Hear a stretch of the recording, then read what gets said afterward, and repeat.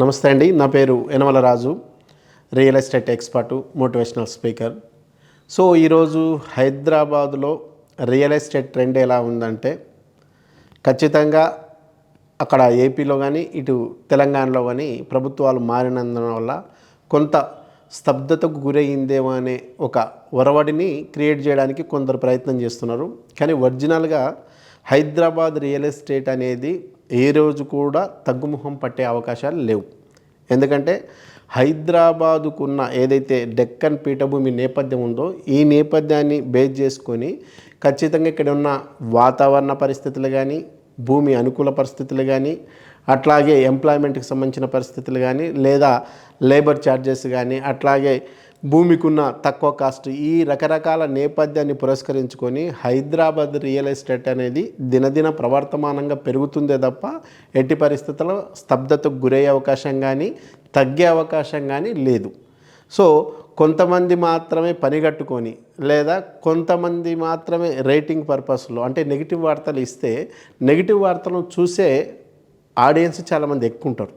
ఆ ఉద్దేశంతో లేని ఒక కృత్రిమమైన వాతావరణాన్ని క్రియేట్ చేయడానికి కొంత ప్రయత్నం జరుగుతుంది. కానీ వాస్తవాన్ని మనం గుర్తించాల్సింది ఏంటంటే, గవర్నమెంట్కు వచ్చే ఏదైతే రెవెన్యూ ఇన్కమ్ లేదా రిజిస్ట్రేషన్ల ఇన్కమ్ లేదా రిజిస్ట్రేషన్ల సంఖ్య ఇప్పుడు రంగారెడ్డి జిల్లాలో పెరిగిందా లేదా ఒకసారి చూడండి, లేదా మెడ్చేలో పెరిగిందా లేదా చూడండి, హైదరాబాద్లో పెరిగిందా లేదా చూడండి, లేదా ఓవరాల్గా తెలంగాణ మొత్తంలో కూడా సబ్ రిజిస్ట్రేషన్లలో పెరుగుతున్న రిజిస్ట్రేషన్ల సంఖ్యను, అట్లాగే గవర్నమెంట్కి వస్తున్న రిజిస్ట్రేషన్ల రెవెన్యూను చూస్తే రియల్ ఎస్టేట్ తగ్గిందా లేదా అనేది మీకు స్పష్టంగా అర్థమవుతుంది.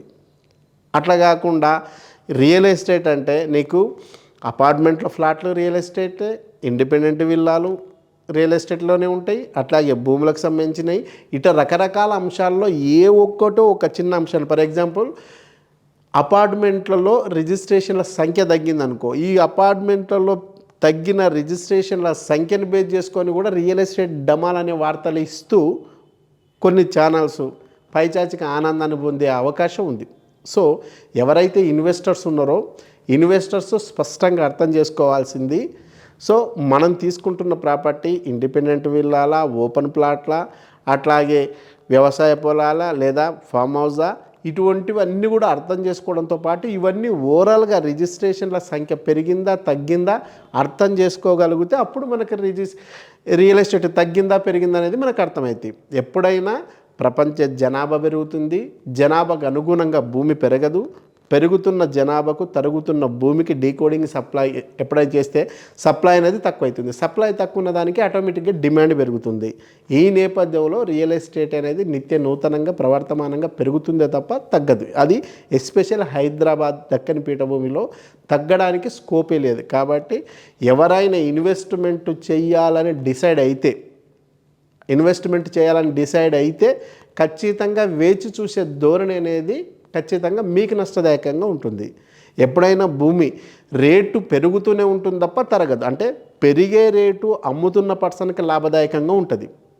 లేదు కొనే పర్సన్కి కూడా లాభదాయకంగా ఉండాలనుకుంటే మాత్రం తక్షణం తీసుకుంటే ఎక్కువ ఉపయోగం.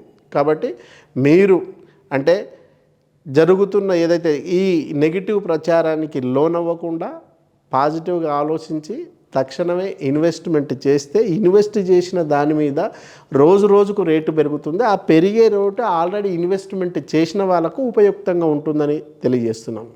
నమస్తే.